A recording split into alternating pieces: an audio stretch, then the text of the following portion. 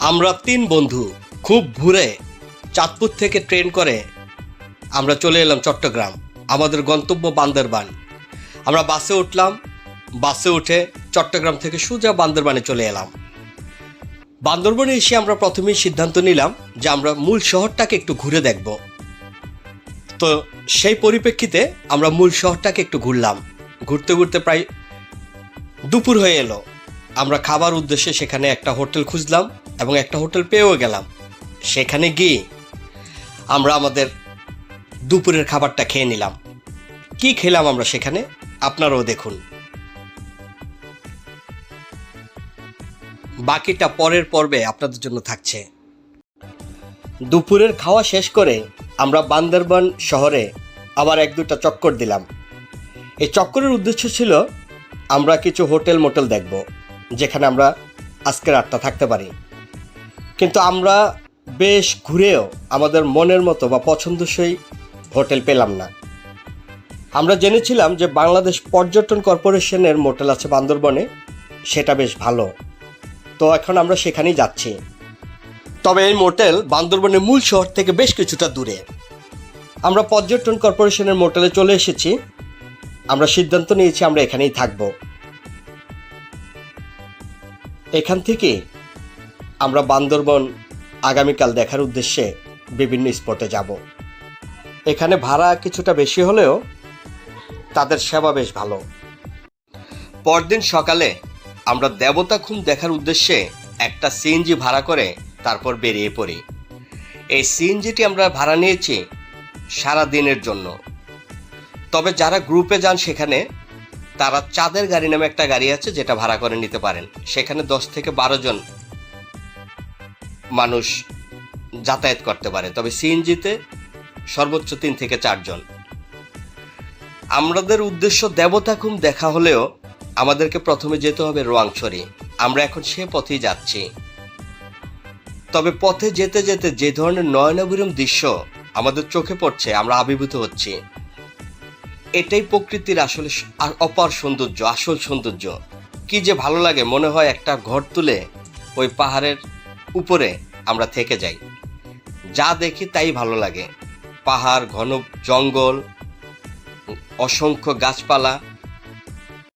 আমরা রোয়াংছড়ি থানাতে চলে এসেছি। এই রোয়াংছড়ি থানার ঠিক উল্টো দিকে রয়েছে স্থানীয় গাইড অ্যাসোসিয়েশনের একটি ভবন, যেখানে আপনি যদি শিলবাদা ঝর্ণা, দেবতাখুম রিজার্ভ ফলস, হাতি পাহাড়, টেবিল পাহাড়, সেপ্রুয়া ঝর্ণা, মালছড়ি ঝর্ণা বা তারাসা ঝর্ণা দেখতে যেতে চান, তাহলে আপনাকে বাধ্যতামূলকভাবে একজন গাইড সাথে করে নিয়ে যেতে হবে এবং অবশ্যই সেটা টাকার বিনিময়ে।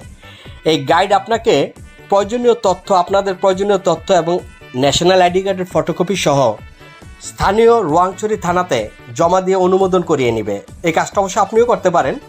তারপর আপনি যেখানে যেতে চান যেতে পারবেন। সেখানে অবশ্য কিছু দোকানও রয়েছে যেখানে পর্যটকরা জুতো সহ প্রয়োজনীয় সকল কিছু পণ্য এখানে পেয়ে যাবেন। যদি কারো ঢাকা থেকে বা অন্যান্য জেলা থেকে আসার পর না নিয়ে যান তাহলে নিতে পারেন। আমাদের কাজ শেষ। আমরা এখন চলে যাচ্ছি কচ্ছপ বাজারের দিকে, কারণ ওখান থেকে আমরা দেবতাখুম দেখতে যাব। তো আমাদের গাড়ি চলছে। আমরা সেখানে যাওয়ার পর আবার বিস্তারিত আপনাদেরকে জানাবো। আমরা কচ্ছপ বাজারে চলে এসেছি এবং এখানকার স্থানীয় আর্মি ক্যাম্পে প্রয়োজনীয় কাগজপত্র জমা দিয়ে অনুমতি নেওয়া হয়ে গেছে। আমরা স্থানীয় হোটেলে দুপুরের খাবার অগ্রিম অর্ডার করে দিলাম। এটাই নাকি এখানকার নিয়ম। এরপর আমাদের পথ চলা শুরু হলো দেবতাখুম দেখার উদ্দেশ্যে। এই বিপুল সংকুল এবং বন্ধুর পথ পাড়ি দিয়ে আমরা ছুটে চলেছি সেখানে। তবে যে বিষয়টি আমাদের এবং আপনাদেরও নজর কাড়বে সেটা হলো এর প্রাকৃতিক দৃশ্য। পথের 2 পাশ ধরে যে অপরূপ প্রাকৃতিক দৃশ্য আমাদের চোখে পড়ছে তা মনে অনাবিল প্রশান্তি এনে দিচ্ছে। বন্ধুর পথের পাশ দিয়ে কুলকুল করে বয়ে চলা পাহাড়ি ছড়া এক অন্যরকম আনন্দ দিচ্ছে আমাদেরকে। আমরা চলছি এবং এই পথ কতটা সুন্দর সেটা আপনাদেরকে আরও দেখাবো। আমরা দেবতাখুম দেখার পথে হেঁটে চলেছি। এই সময়টাতে আমাদের পার হতে হচ্ছে বিভিন্ন ধরনের পাহাড়ি ছড়া, যার পানিগুলো একদম স্বচ্ছ এবং খুবই ঠান্ডা। এছাড়া দুর্গম পথ তো আছেই, সেগুলো পাড়ি দিতে হচ্ছে আমাদেরকে। এবং একই সাথে আমরা অপরূপ প্রাকৃতিক দৃশ্য উপভোগ করছি। তবে এখানে একটি কথা বলে রাখা ভালো, এই পথ অবশ্যই শিশু এবং বয়স্ক যারা আছেন তাদের জন্য নয়, কারণ আপনারা দেখতেই পাচ্ছেন কি ধরনের দুর্গম পথ পাড়ি দিতে হচ্ছে। এবং আমরা গাইডের মুখে শুনেছি বর্ষাকালে এই পথটি আরও কঠিন ও বন্ধুর হয়, তাই বর্ষাকাল এড়িয়ে যেয়ে দেবতাখুম দেখাটাই সবচেয়ে বুদ্ধিমানের কাজ হবে। তো আমরা ছুটে চলেছি।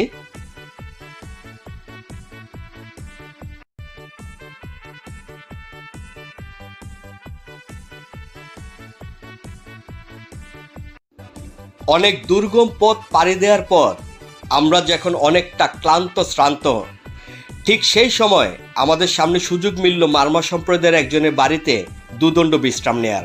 আমরা সেখানে গিয়ে দেখলাম তারা বিভিন্ন পাহাড়ি ফল সাজিয়ে রেখেছে বিক্রির জন্য। আমরা সেখান থেকে কিছু পাহাড়ি পেঁপে কিনলাম, তারা সেগুলো ধুয়ে কেটে আমাদের সামনে পরিবেশন করলো। আমরা সেখানে বসেই সেগুলো খেলাম, তারপর আবার ছুটে চলা। এবার অবশ্য পথ খুব কম।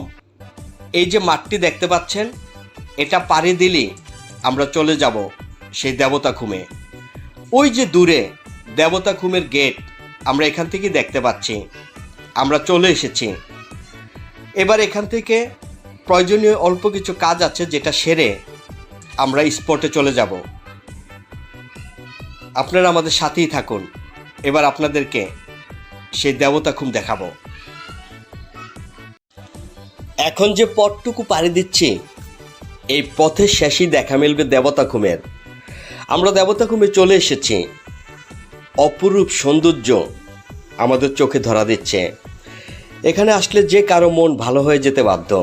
এই দেবতাখুম দুই উপায়ে ঘোরা যায়।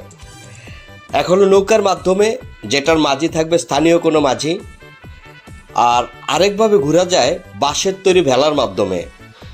তো মানুষ দুইভাবেই সাধারণত ঘুরছে, তবে যারা সাঁতার জানে না তারা নৌকাতে যাচ্ছে, আর যারা মূলত সাঁতার জানে তারা বাঁশের তৈরি ভেলার মাধ্যমে স্পটটি ঘুরে দেখছে। এখানকার পানি স্বচ্ছ নীল এবং খুবই ঠান্ডা।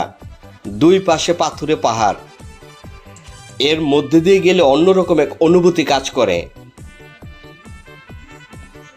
প্রচুর পর্যটক একসাথে সেখানে ঘুরেফেরা করছে, আমরাও ঘুরছি। দেবতাখুম নামটা এসেছে দেবতার খুম থেকে, যেখানে খুম শব্দের অর্থ ঝর্ণা বা স্রোতধারা। কোনো কোলাহল নেই সেখানে, চারপাশের নিস্তব্ধ শুনশান নীরবতা, যেন এক ভূতের পরিবেশ। বিশাল দুটি পাহাড়ের মাঝ দিয়ে বয়ে চলে গেছে পথ, যা ভেলায় বা নৌকা করে পাড়ি দিতে হয়। প্রকৃতিকে কাছ থেকে উপভোগ করতে পারবেন এখানটায়, যেন মিশে যাবেন প্রকৃতির সঙ্গে। অসম্ভব সুন্দর এই প্রাকৃতিক দৃশ্য নিজ চোখে না দেখলে ভাষায় প্রকাশ করা একদম অসম্ভব। দেবতাখুমের পানির গভীরতা 50 থেকে 70 ফুট, আর খুমের দৈর্ঘ্য প্রায় 600 ফুটের মতো।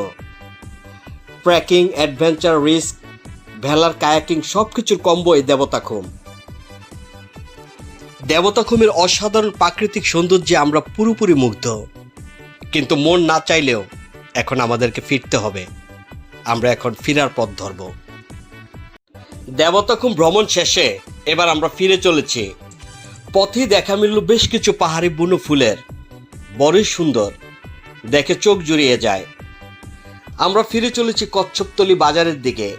তবে ফেরার পথে আমরা যেহেতু বেশ ক্লান্ত, তাই আমাদের হাঁটার গতি কিছুটা মন্থর। আমরা যে ধরনের প্রাকৃতিক দৃশ্যাবলী দেখতে দেখতে দেবতাখুমে গিয়েছিলাম, সেগুলি দেখতে দেখতে আবার আমরা ফিরে চলেছি। আমরা এভাবে হাঁটতে হাঁটতে একসময় কচ্ছপতলি বাজার চলে এলাম। আপনাদের মনে আছে নিশ্চয়ই, খাবারের অর্ডার দিয়ে গিয়েছিলাম, এসে দেখি সব রেডি। এটা হলো সবজি, এটা ভর্তা, এটা ডাল, আর এটা পাহাড়ি মুরগির ভুনা। আমরা যেহেতু ক্লান্ত এবং ক্ষুধার্ত ছিলাম, তাই গো গ্রাসে সবগুলো খেলাম। আর আমার কাছে মনে হলো বিশেষ করে মুরগিটা খুবই সুস্বাদু ছিল। তো আবার দেখা হবে নতুন কোনো পর্বে।